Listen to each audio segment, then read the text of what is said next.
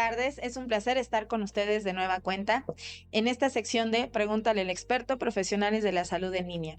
En esta ocasión tenemos a una invitada especial, quien es la doctora Leite Lugo. Y antes de cederte la palabra, Marta, me gustaría leer su semblanza. Ella es química farmacéutica bióloga por la Facultad de Química de la UNAM, donde también cursó la maestría y el doctorado en ciencias químicas.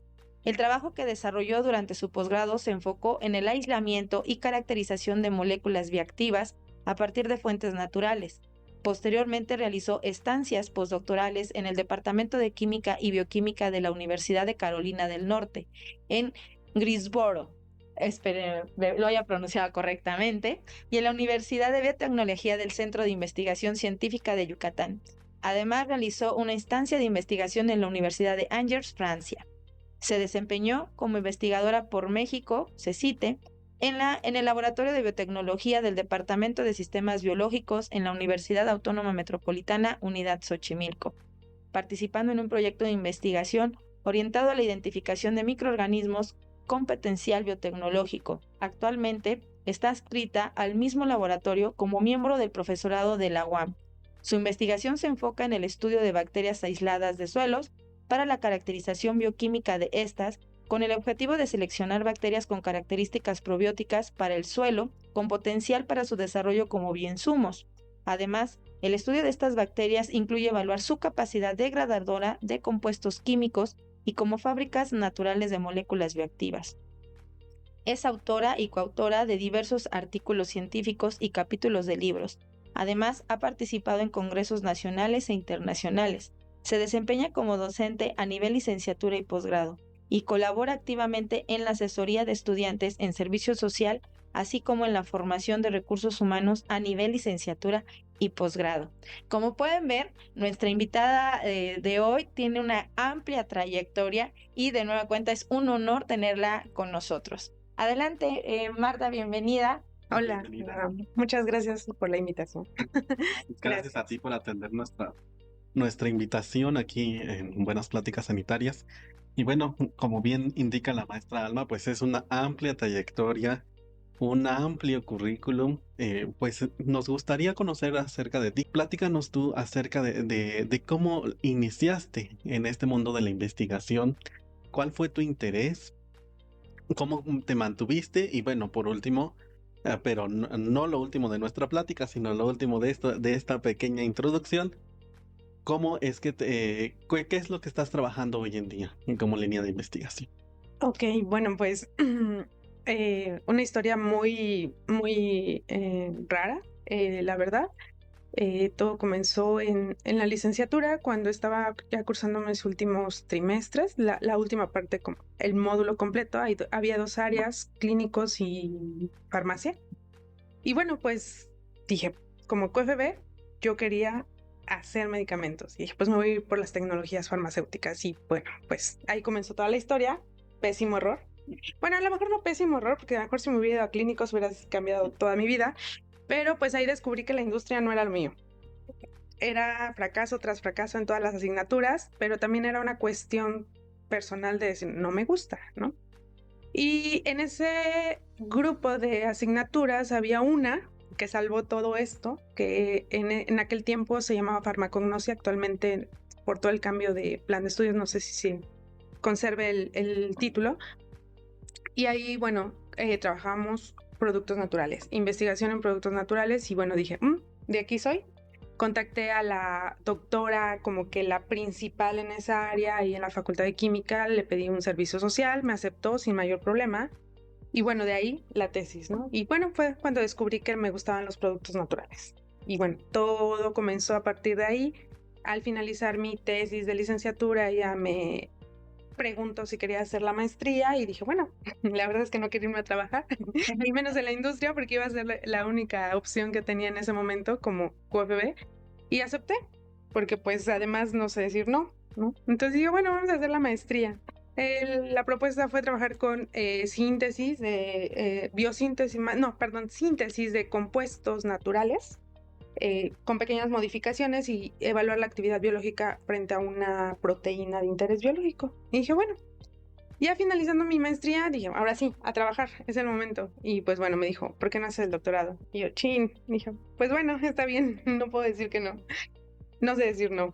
Y continué, pero ahí mi proyecto cambió a trabajar con microorganismos, específicamente hongos microscópicos, para lo mismo, obtención de metabolitos bioactivos con alguna actividad biológica en específico. Ahí era actividad con una proteína. Y bueno, de ahí pues vinieron ciertas estancias postdoctorales en el extranjero y aquí nacionales con el mismo tema que era aislamiento de metabolitos secundarios. Y bueno, un día llegué aquí a UAM y me propusieron trabajar igual con microorganismos, pero ahora con bacterias, ¿no? La verdad es que no había tenido la experiencia con bacterias, pero decía qué tanta diferencia puede haber entre hongos y bacterias. Sí las hay bastantes, pero bueno, no sé decir que no y aquí estamos, ¿no? Continuando con eso. Entonces trabajamos un poco en el área de microbiología, aislando bacterias de suelos que tengan pues ciertas actividades promotoras del crecimiento vegetal o puedan degradar ciertos compuestos que se encuentran en el suelo. Entonces, bueno, eso estamos. Me he mantenido porque me gusta y porque la industria era algo que me negaba a vivir, ¿no?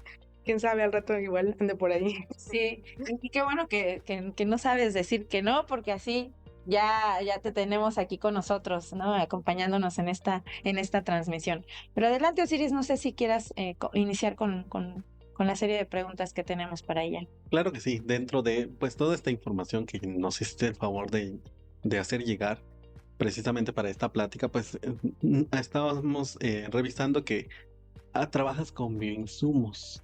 ¿Nos puedes definir qué es un bioinsumo para nuestro público que nos está escuchando, que nos está viendo y que no conoce qué es un bioinsumo? Bueno, pues un bioinsumo se podría definir como un producto de origen natural, que puede ser el uso de microorganismos, que sean hongos, bacterias o productos vegetales que tengan un efecto sobre cultivos o sobre toda la cuestión agrícola, ¿no? Sobre todo un efecto positivo, ¿no? Entonces eso realmente es lo que se podría considerar un bioinsumo. Un ejemplo, para facilitar más esto, sería un fertilizante, pero hecho a base de desperdicios de la comida, ¿no? De verduras, de todas estas cosas. Ah, ok, perfecto. Entonces, a partir, para conseguir este bioinsumo, pues debemos de tener pues una bacteria que nos ayude a lograrlo, ¿no? ¿Qué características microbiológicas o genéticas hacen que una bacteria del suelo sea considerada buena para la obtención de bioinsumos? Pues debe de cumplir con diferentes características. Nos vamos a ir un poquito a la parte microbiológica porque es a la que más nos enfocamos nosotros, que es que pues sea productora de algunas moléculas específicas como son las fitohormonas, que como nosotros las hormonas nos ayudan a crecer, pues a las plantas les ayuda a crecer. También que sean productoras de otros metabolitos como sideróforos que tienen actividad antimicrobiana. Ustedes preguntarían, ¿por qué debe tener actividad antimicrobiana? Porque en el suelo hay muchos patógenos. Entonces, esos compuestos se encargan de tratar de inhibir el crecimiento, la proliferación de esos patógenos. También pueden tener características como que sean solubilizadoras de fosfatos, de nitrógeno, para que estos sean tomados del ambiente y como son moléculas que la planta no puede, digamos, asimilar, la bacteria lo hace asimilable para que ella se pueda nutrir de esos elementos importantes. Entre otras características, pues que no sean patógenas. Y en la parte genética, pues que no tengan esos en el gen factores de resistencia a antibióticos y factores de virulencia, es decir, que sean inocuos o no sean malos para nosotros, ¿no? Que eso es algo muy, muy importante en toda la parte agrícola. Claro que sí, pues precisamente porque se busca que estos bioinsumos pues sean inocuos para el consumo humano, ¿no? Perfecto. Muy interesante. Respecto a estas bacterias, ¿es muy difícil aislarlas del medio ambiente? No, pues no, realmente no. Del suelo es sencillo, o sea, hacemos un aislamiento a partir de medios de cultivo muy nutritivos que tienen todos los nutrientes para que puedan crecer, pero ahí no significa que si yo aíslo, todas tengan las características que yo necesito para considerarlo una buena candidata. Sí debo de hacer un estudio y aparte en el suelo se encuentran una gran cantidad de bacterias, ¿no? Entonces, pues de entrada se pueden tener diferentes parámetros de selección, es decir, todas las que crecen las analizo y veo cuáles tienen las actividades que yo deseo o empiezo a seleccionar con medios de cultivos que sean selectivos para ciertas bacterias que tengan características que a nosotros nos interesan. También se pueden aislar bacterias del aire, porque eso es real. Ya hemos hecho análisis de aire y se obtienen un montón de bacterias y hongos, ¿no? Muy claro. Y podríamos decir, son patógenos o no son patógenos, tanto en el suelo como en el ambiente podemos encontrar de ambas. ¿Por qué? Porque finalmente el suelo, cuando hay sequías, pues ¿qué pasa con el viento? Lo que hace es revolotear todo ese polvo y pues todo es lo que todos respiramos, ¿no? Entonces, tanto en el suelo como en el ambiente puede haber hasta bacterias similares o hasta las mismas. Pero no es complicado, realmente lo importante es tener un medio de cultivo, tener una muestra y empezar a aislar, ¿no? Sí, claro, sí. Bueno, y preguntaba precisamente porque en alguna otra ponencia en la que estuve, precisamente de aislamiento de bacterias del suelo, pues llegaban a considerar que a veces sí era un poquito difícil, pero bueno, ahorita nos confirmas que no, que realmente es relativamente sencillo. Y bueno, prácticamente están en todos lados. Realmente aunque estén en todos lados, ¿hay alguna variabilidad respecto al tipo de suelo que estén investigando? Por ejemplo, un suelo árido con respecto a un suelo donde se encuentre mayor vegetación. Sí va a haber mucha diferencia. Las bacterias realmente están que deben de estar ahí porque hay ciertas características ambientales, ciertas propiedades del suelo. Por ejemplo, en suelos salinos no va a haber bacterias que no resistan esa salinidad, sino vamos a encontrar bacterias halotolerantes, que son bacterias que toleran esas concentraciones de sales. Entonces, sí, cada suelo va a ser definido. De hecho, puede haber estudios de diferentes suelos y vamos a encontrar a lo mejor bacterias similares en cuestión de especie, de género. La diferencia va a ser en la abundancia, qué tanto tenemos estas bacterias en este suelo respecto a este, ¿no? Y todo es debido a las propiedades de los suelos. El pH, la temperatura ambiental, que también tiene un efecto directo sobre el suelo, la cantidad de sales, y bueno, esas son de las principales, ¿no? Y la vegetación también, si no hay vegetación, pues la probabilidad de que haya mucha cantidad de bacterias pues es baja, ¿no? Realmente la naturaleza pues es un ecosistema que proporciona esa diversidad en la microbiota, ¿no? Que es todo el conjunto de bacterias que hay en los diferentes sistemas o ecosistemas. Muy bien. Y dado todas esas variables, me imagino que a nivel laboratorio, pues representa ciertos desafíos, ¿no? Y tú tienes que tener ciertas condiciones controladas para asegurar que siempre tus colonias tengan las características que tú necesitas. Imagínate, contrario a ti, yo me alejé precisamente de las bacterias porque yo decía que eran muy vulnerables, ¿no? Nada más les decías y ya te cambia toda la condición. Entonces yo me alejé, por ejemplo, de trabajar precisamente con microorganismos. Y bueno, ya escalando esta situación a una escala comercial, ¿qué desafíos se pudiera enfrentar? Por ejemplo, un laboratorio que quisiera utilizar estos bioinsumos, que ya los quisiera pues ya hacer a grandes escalas para su comercialización. Ok, bueno, pero tienes un punto ahí a favor de las bacterias. Son vulnerables, son especiales. Yo digo, son especiales, ¿no? Porque si las miras, hoy veniste de malas y las miras feo y ya, o sea, crecen de otra manera y tú dices, chin, se me contaminó, tengo otra bacteria, entonces tienes que hacer un montón de pruebas, ¿no? O sea, cualquier cambio, sea de temperatura, sea de agitación, te puede cambiar la morfología macroscópica y entras en duda, ¿no? Aquí algo importante que no se hace un análisis continuo aquí en el laboratorio por cuestiones económicas, es verificar que la parte genética se conserve, que no haya variabilidad genética, ¿no? Porque puede haber cambio en la morfología, dependiendo, te digo, de esas condiciones. Hasta el momento no hemos encontrado bacterias que tengan ese problema en el tiempo que las hemos trabajado, y eso se puede detectar un poquito por las actividades que nosotros evaluamos, la producción de ciertos metabolitos. Pero sí es un gran reto querer escalar algo de un matraz de 250 mililitros o de 30 mililitros a reactores para poder tener una producción, ¿no? Y decir, bueno, lo voy a vender a todos los productores de Xochimilco y no me voy a dar abasto. No, es casi imposible para nosotros porque no tenemos la infraestructura, no tenemos esos reactores para el crecimiento de una gran cantidad de masa de la bacteria. Aunado a esto, bueno, no es lo mismo cultivar en el matraz que ahora en un reactor. ¿Por qué? Porque mi matraz estaba a cierta temperatura y dices, bueno, pues la pones en el reactor. No, no es lo mismo. El pH, ¿no? El medio de cultivo. Dices, pero es el mismo. Sí, pero ahora estás poniendo la bacteria en un reactor de 20 litros o me estoy yendo muy baja, un mini reactor, y antes la tenía en 100 mililitros, ¿no? Podrías decir, pero son las mismas condiciones. Sí, pero la bacteria es especial y la bacteria resiente ese cambio, ¿no? Y entonces ahora dice, no, no quiero crecer como crecía en el matraz. Me voy a ver más lenta, o voy a requerir más oxigenación, o quiero más temperatura, o quiero menos temperatura, ¿no? Entonces sí es un gran desafío y de hecho el escalamiento, pues es un proceso que a lo mejor nosotros no lo manejamos, que sí hay gente que lo trabaja porque trabaja el escalamiento, pero es experta, ¿no? En esa parte. ¿Es posible? Todo es posible. No hay nada imposible. Solo es tener una bacteria que sepas que se reproduce bajo ciertas condiciones que no son especiales, que están en el laboratorio, y ahora sí empezar a hacer pruebas de escalamiento. Pero bueno, una ventaja de los microorganismos que siempre le digo a los estudiantes y que es que nosotros los podemos manipular, ¿no? Entonces, crecen, o sea, difícilmente no crecen, ¿no? Entonces, Si le es pones ventaja. toda la condición, ¿no? Pero es una prueba más que el ambiente influye y no solo en las bacterias y hasta en nosotros mismos, ¿no? Ujú. En las condiciones en donde nos estamos desenvolviendo, si lo pensamos ser humano y luego ya lo bajas a microescala, microorganismos, Ujú. pues exactamente el ambiente va a influir bastante, ¿no?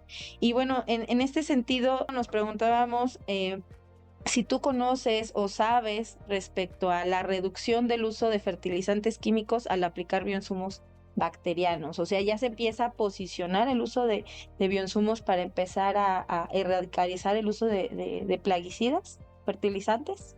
La información es muy clara porque, porque en México apenas se están generando todas esas políticas que van a regular el uso de bioinsumos. Esa es una, y en general en América Latina y en todo el mundo apenas estamos tratando de incursionar en eso, en la agricultura sostenible. ¿Por qué? Pues porque ya estamos en decadencia, el mundo está en decadencia, hay una alta población, se necesita un montón de alimento y están viendo que el tratar de solventar esa gran cantidad de alimentos para toda la población es ya casi imposible. Evidencias, no hay estadísticas claras, simple y sencillamente te dicen que sí hay un aumento en el uso de bioinsumos, ¿no? Y que se están sustituyendo por los fertilizantes de origen sintético. Pero se está haciendo una transición lenta. De hecho, muchos usan a la par el bioinsumo y el fertilizante de origen sintético. ¿Y por qué nos ha costado mucho trabajo? Porque no es barato un bioinsumo. A diferencia, voy aquí a Xochimilco y sales de amonio, ¿no? Para fertilizar. Y te venden bolsas por un precio pues bastante accesible. Y a diferencia de un insumo que no es tan accesible, que se aumenta el costo y entonces el productor dice, pues no me conviene, pues solo que he usado toda la vida, ¿no? Eso por un lado. Por otro, si queremos nosotros mismos producir nuestros bioinsumos, también es un proceso de mucho tiempo en el que también tienes que invertir muchos insumos para poder obtenerlo. Además de que no es, hoy lo preparo y ya mañana lo tengo, no. Y otra característica importante es que el bioinsumo, para que tú veas un efecto sobre suelo, sobre la especie vegetal, es lento, ¿no? No es tanto como el fertilizante de origen sintético, que hoy lo colocas y en tu cultivo ya lo tienes, ¿no? O sea, ves el crecimiento foliar mayor que como antes, ¿no? Entonces nos ha costado trabajo, pero por ejemplo el gobierno tiene diferentes programas que ayudan a que se empiece a introducir la parte de los bioinsumos en los agricultores de pequeña y mediana escala, ¿no?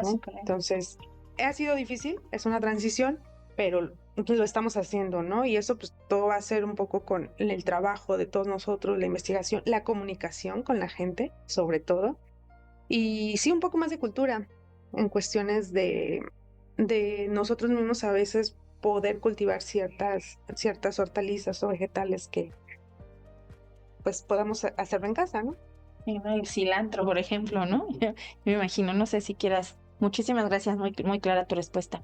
Claro, nos comentabas acerca de, bueno, que esta normativa está todavía como en desarrollo. ¿Qué países tienen más desarrollo en este tema respecto a los bioinsumos?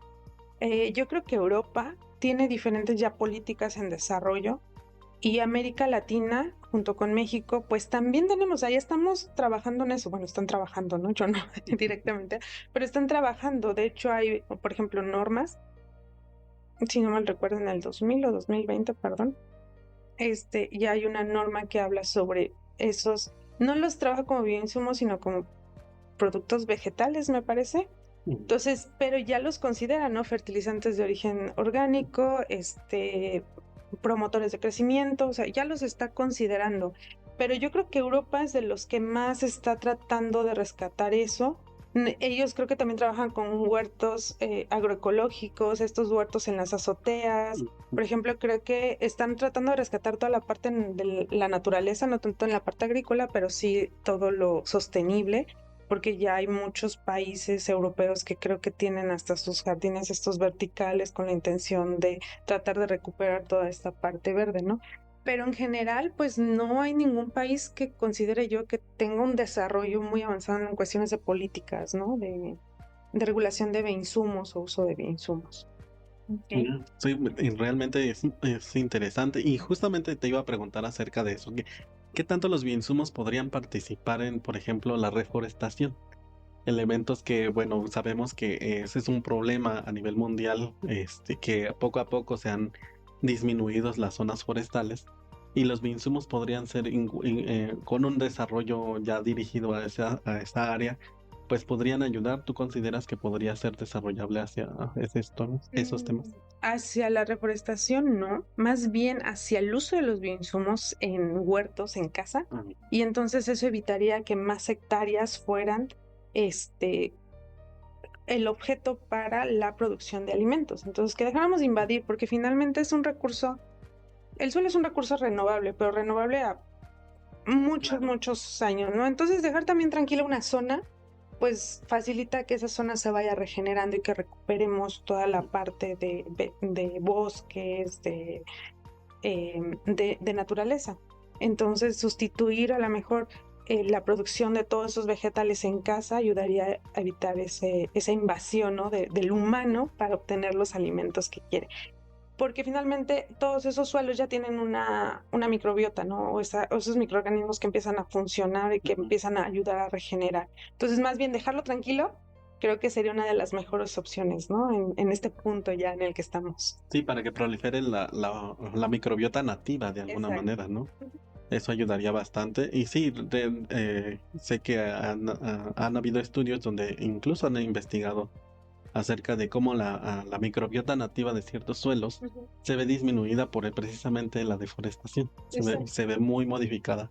Entonces, precisamente, pues podría, como bien dices, el mover todas estas zonas de producción hacia otras zonas más dedicadas o a lo mejor en casa con jardines, por ejemplo, verticales, como tú nos acabas de indicar, pues es una muy, muy buena opción. De hecho, aquí en Ciudad de México tenían un proyecto precisamente de hacer jardines verticales. Igual y pues por ahí que volteé a ver el gobierno estas opciones. Pues, por ejemplo, el gobierno tiene programas de huertos agroecológicos, ¿no? Entonces te enseñan a hacer compostaje, producción de tus propios hortalizas y todo esto. Bien lo decías tú, Alma.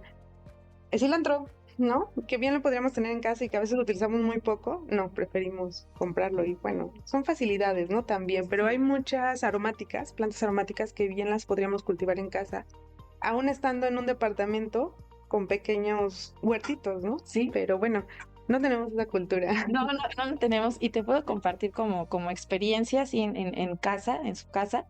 Tengo precisamente mi limonero, ¿no? Y empecé con 3, luego con 6, con 12, ya coseché 20 limones y lo tengo en una maceta. Wow. Es en una maceta, es un limón sin semilla, los limones casi son del tamaño de, literalmente, de la tapa de garrafón, Sí, exactamente y así. bien jugosos. Por ahí ya estoy haciendo crecer un nopal, unas piñas, y bueno, una papaya también, ya se me está dando. Pero precisamente, ¿por qué? Porque buscas evitar el consumo pues de vegetales que están contaminados, ¿no? Y con esto, pues no se quiere desacreditar realmente los beneficios que ha traído los plaguicidas y existe toda una regulación para plaguicidas y nutrientes vegetales.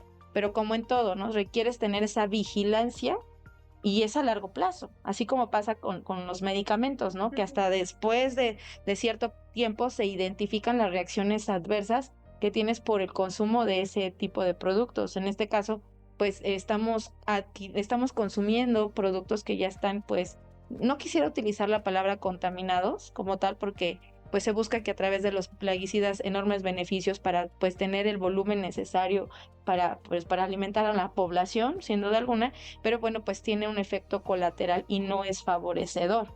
Entonces, pues bueno, yo lo que veo es que a través del uso de estos bioinsumos, a lo mejor sí es más costoso, pero los beneficios van a llegar a largo plazo.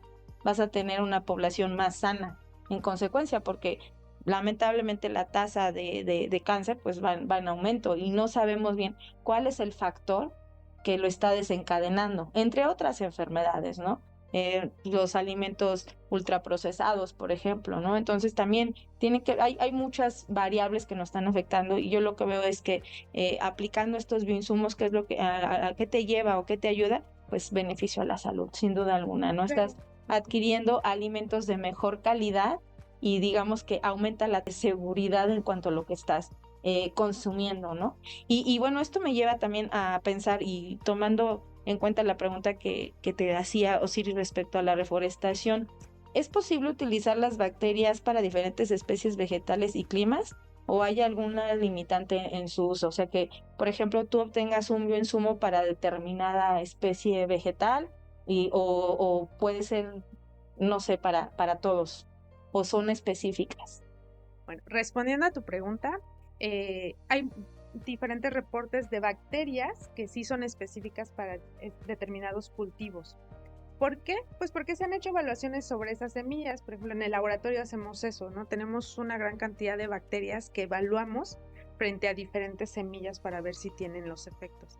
¿Por qué podríamos decir que sí son específicas? Bueno, como los seres humanos hay comunicación, también entre las plantas y los microorganismos hay comunicación y tal vez ahí es donde digan, contigo sí y contigo no.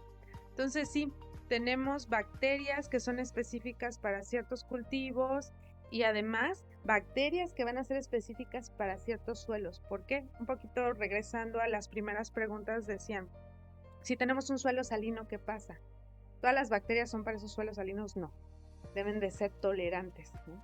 Esa es una. Dos, ya hay una microbiota nativa. Es como si alguien en una comunidad llega y dice, ¿puedo estar ahí con ustedes?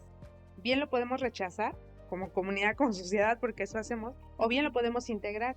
Entonces también ese nuevo microorganismo tiene que luchar para integrarse a una comunidad, una microbiota que ya existe. Entonces, eso afecta el uso de bioinsumos, porque bien yo puedo introducirlo y decir, pero yo no veo efectos sobre mi especie vegetal, ¿no? Sobre mi cultivo. Sí, porque a lo mejor hubo todas una serie de variables que ocasionó que no se quedara ahí el microorganismo y que no ejerciera su efecto. Entonces, a veces ese es el problema de los bioinsumos, que también los agricultores esperan un efecto así a primera vista y no lo obtienen. No, debe ser paulatino. Adicionalmente, tenemos que adicionar continuamente para darle esa dosis, como a los humanos, como a los medicamentos, esa dosis para tener un efecto sobre el suelo, ¿no? Como sería nuestra salud. Entonces, esos microorganismos, lo mismo, le dan cierta salud al suelo, pero es poco a poco. Vamos viendo un efecto. Entonces, es complicado, pero sí hay especies específicas para ciertos cultivos. Okay.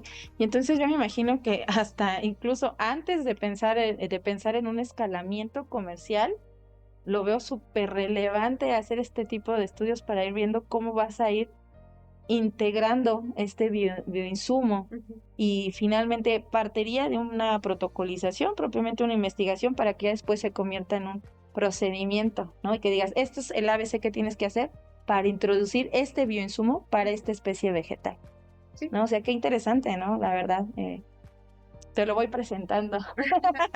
Casi preséntame códigos de etiqueta de los bioinsumos. Exacto, sí, es una serie de pasos, ¿no? Sí. Una cosa es laboratorio y otra cosa es fuera. Entonces, tenemos una bacteria que tiene actividad, ahora pruébala contra diferentes semillas. ¿Ves actividad? Ok, ahora ponla en un suelo estéril.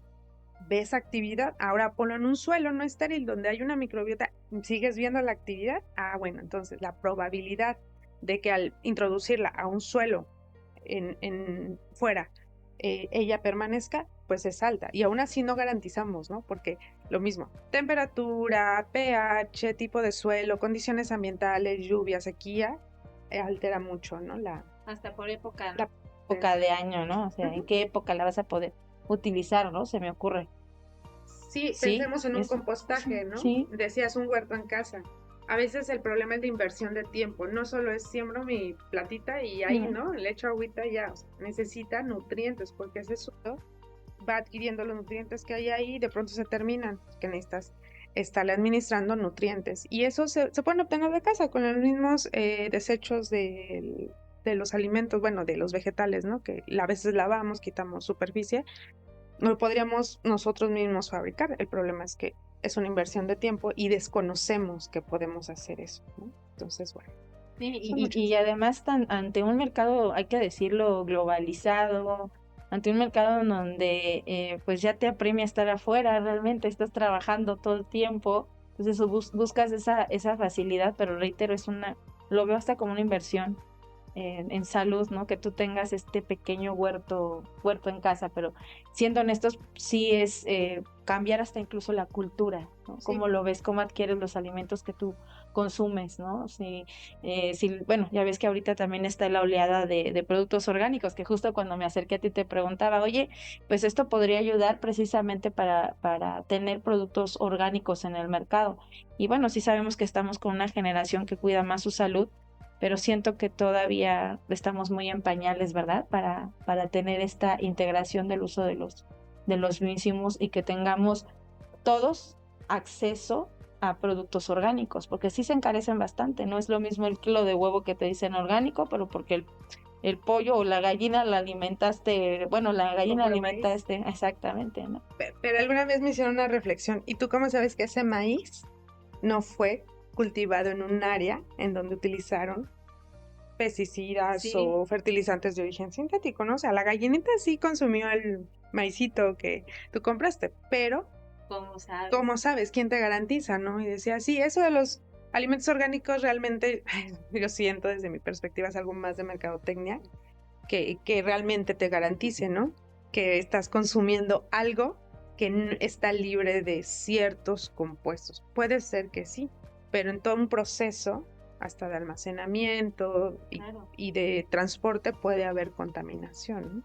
Entonces, bueno, yo creo que ahorita es lavar bien los alimentos, los vegetales, como siempre se ha dicho, y pues sí, tener una cultura de decir, ¿por qué no hacerlo en casa, no? Y entonces también evitamos toda esta cuestión de gastos excesivos, porque ahora el que no tenemos tanto tiempo, el que trabajamos casi todo el día, y eso va en muchas generaciones, los estudiantes que están todo el día estudiando, ¿qué hacemos? Vamos al súper y compramos lo más fácil, ¿no? Ah, las zanahorias están peladas, nada más para comer más, mejor, ¿no? Entonces de ahí muchos se agarran y dicen, pues las compran, sigamos vendiéndolas y pongámosle orgánico.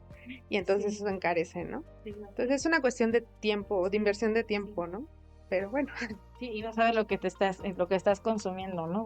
Bueno, en alguna ocasión, precisamente en la especialidad de la maestría, nos compartían que, ¿saben ustedes? Nos hicieron la pregunta, ¿saben por qué ustedes engordan aunque consuman vegetales si están congelados?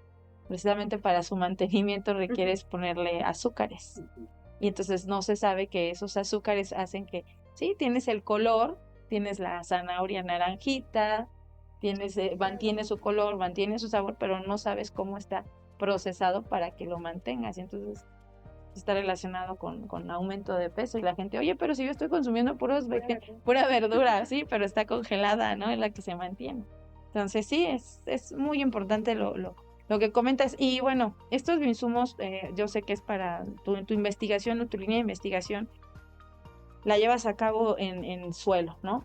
Pero estos también pueden ser aplicables, por ejemplo, no sé si el término sea correcto, por favor, corrígeme, estos cultivos hidropónicos, o cómo se, sí, pero pues que haces crecer la lechuga, el jitomate, lo haces crecer, pero sí, utilizando agua, literalmente no ajá. lo siembras. Ujú. ¿Existe? Sí, sí existe, son como canales de agua en Okay. donde las raíces tienen contacto, pero esa agua no es solo agua, o sea, la nutren con nutrientes, ¿no? Entonces debes de tener un flujo para que esas raíces vayan tomando los nutrientes que necesitan y de esa manera van creciendo. Pues creo que hasta donde yo he probado esas lechugas hidropónicas, lo único que saben es agua, porque los nutrientes hacen que crezcan. Hay microorganismos, hasta donde yo entiendo en las hidropónicas, no, es agua con nutrientes. Nada más. Entonces, la ventaja de un suelo es que tiene microorganismos y los microorganismos también te van a dar un montón de cosas, ¿no? Entre ellas, te digo, fitohormonas y nutrientes que son del mismo suelo, ¿no? Entonces, no es malo, está bien, o sea, al final son vegetales y ha sido una alternativa, ¿no? Pero, pues, ahora sí que en gustos, ¿no? Sí, pero entonces no sabes si hay bioinsumos que se utilicen para el agua, para hidroponía, por ejemplo. Bioinsumos, no, fíjate que no, nunca me lo habían preguntado así. La verdad, yo dije, pues puede ser, ¿no? No, yo sé que le adicionan sales Eso para sí. tener, pero hasta ahí no estoy segura si Fíjate qué exista interesante. Línea de investigación.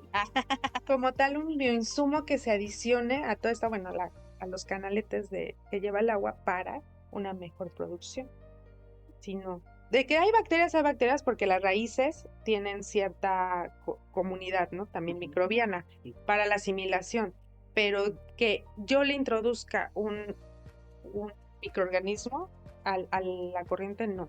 Que se adicione con productos, bioinsumos, pero más allá, compuestos de origen natural, porque también un bioinsumo puede ser compuestos de origen natural o desechos o lixiviados o algo de especies, no estoy muy segura en hidroponía.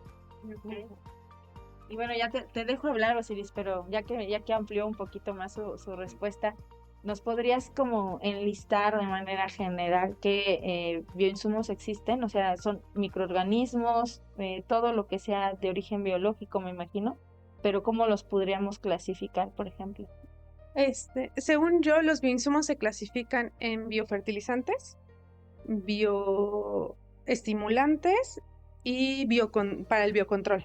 Entonces, el biocontrol es para eliminar todos los patógenos, el bioestimulante es para crecimiento vegetal y el biofertilizante te da exclusivamente los nutrientes. Pero la diferencia, digamos, entre bioinsumo y biofertilizante es que el bioinsumo te asegura que hay microorganismos que van a estar trabajando en la producción de compuestos como las fitohormonas, mientras que el biofertilizante son nutrientes, o sea, es como darle la comida a las plantas y ya. Okay. Entonces, es la clasificación principal. Son diferentes fuentes, o sea, no necesariamente es microorganismo. Yo me casé, yo te entendí mal, yo me casé con que era microorganismo. No en todos los casos se utiliza. Muy bien, sí, porque por ejemplo los biocontroles, que son bioplaguicidas, muchas veces trabajamos con plantas o microorganismos que tienen actividad para repeler ciertos insectos o crecimiento de otras plantas, y entonces se aíslan los metabolitos que tienen esa actividad e inhibimos el crecimiento de la otra planta o matamos al insecto, ¿no? Que se acerca. Okay. Pero ahí no es microorganismos. Sí, pueden ser el uso de microorganismos o productos vegetales. Perfecto. No, pues súper bien.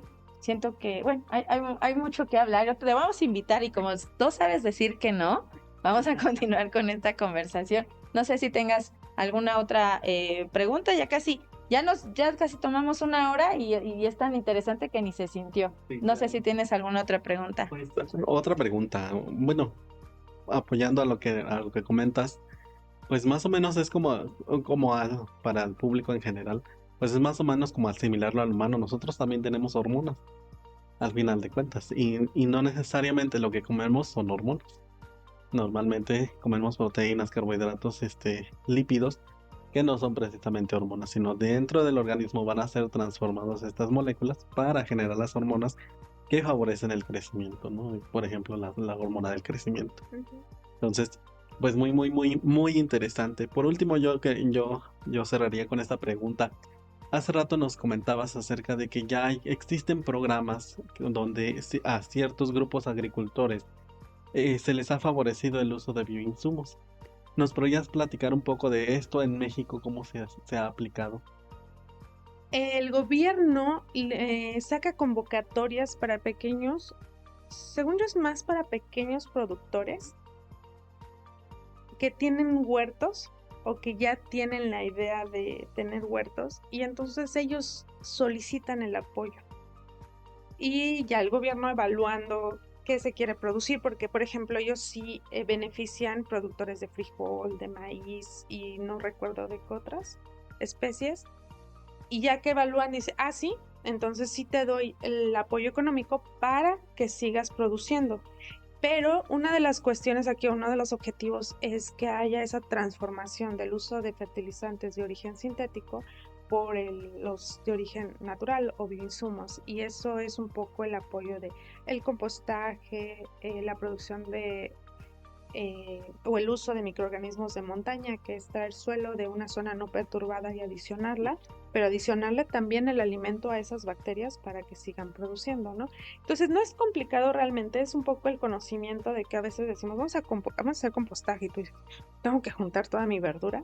No, hay muchas maneras, ¿no? Entonces, ese programa existe, ahorita Bienestar no me acuerdo cómo se llama, la verdad, pero es uno de los principales. Y ahí en las convocatorias te dice el uso para la transformación del uso de bioinsumos.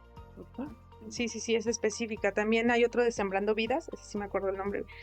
Es un poco para el apoyo de huertos agroecológicos. No especifica que sea necesariamente el uso de bioinsumos, pero sí para huertos agroecológicos. Y ya con el agroecológico indicas que no vas a usar fertilizantes de origen sintético. Son como 2 o 3 programas que existen. También, por ejemplo, la FAO aquí en México, en conjunto con, creo que es el Banco de México o el Banco Mundial, no recuerdo, o creo, en conjunto también tienen programas para apoyar esa transición del uso de bioinsumos, cambiar los fertilizantes de origen sintético por bioinsumos. O sea, sí hay una red muy grande, la desconocemos más bien, ¿no? Sí, Porque realmente. Me llamó la atención porque yo no lo había escuchado y realmente creo que es una información que poco se difunde, ¿no? Pero es bueno saberlo, sobre todo para quien pues se dedica a esto, sí, a la pues agricultura. aquí al lado, ¿no? Tenemos todo Xochimilco. O sea, Justo. Xochimilco.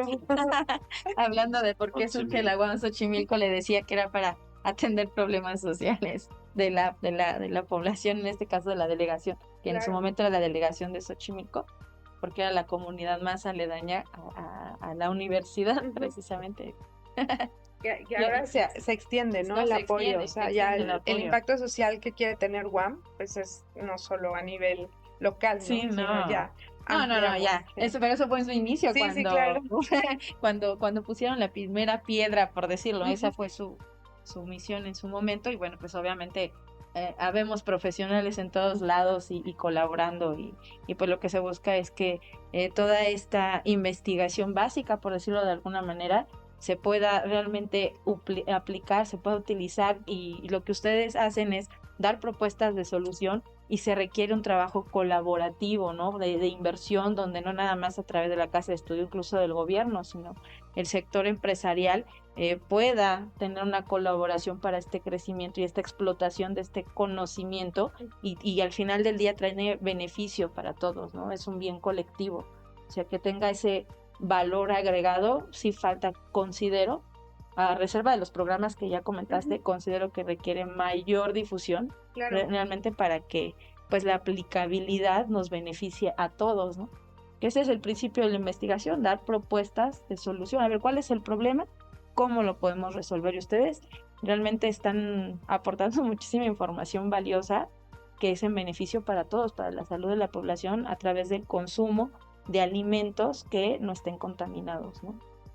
Claro, es el apoyo de todos, como lo menciona, pero también de las comunidades, ¿no? Que ellos nos abran las puertas para poderles dar esta información y que de cierta manera también crean un poco en nosotros, ¿no?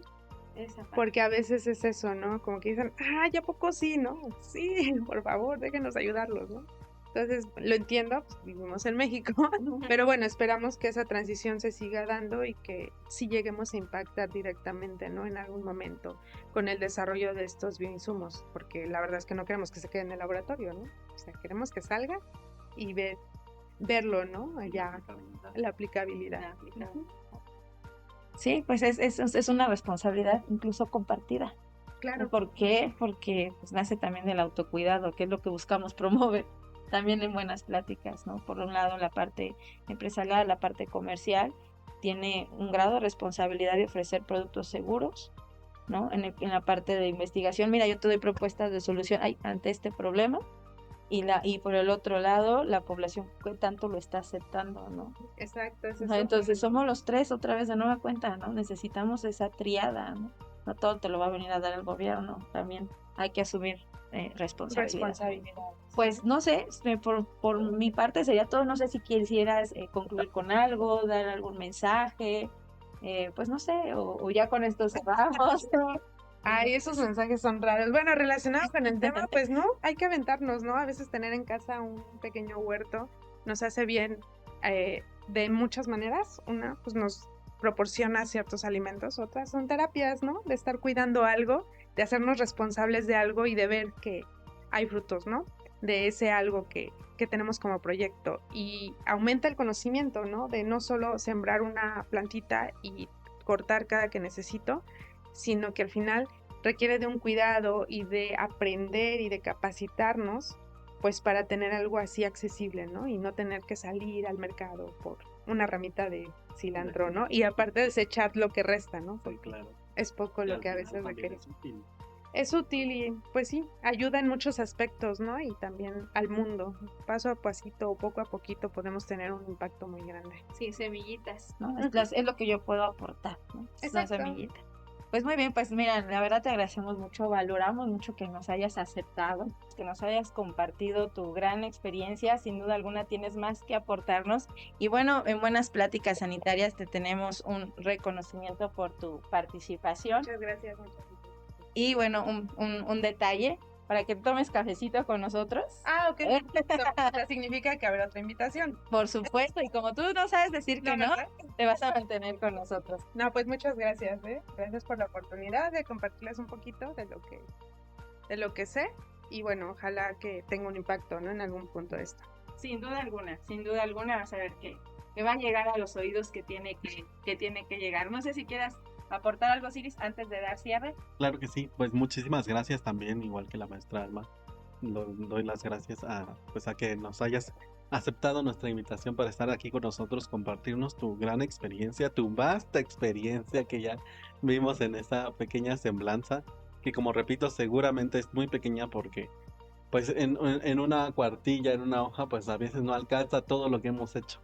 Y a veces hasta a nosotros mismos nos cuesta echarnos flores, pero hay que aceptar que tienes una gran experiencia en este camino de la investigación y te felicito por ello. Muchísimas gracias.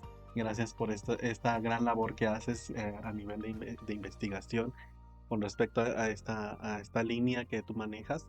Y bueno, también no sé si tengas abierta tu línea de investigación para recibir alumnos, eso también es importante. ¿Qué tal si tú tienes por ahí planeadas más investigaciones? Adelante, si te quieres promocionar.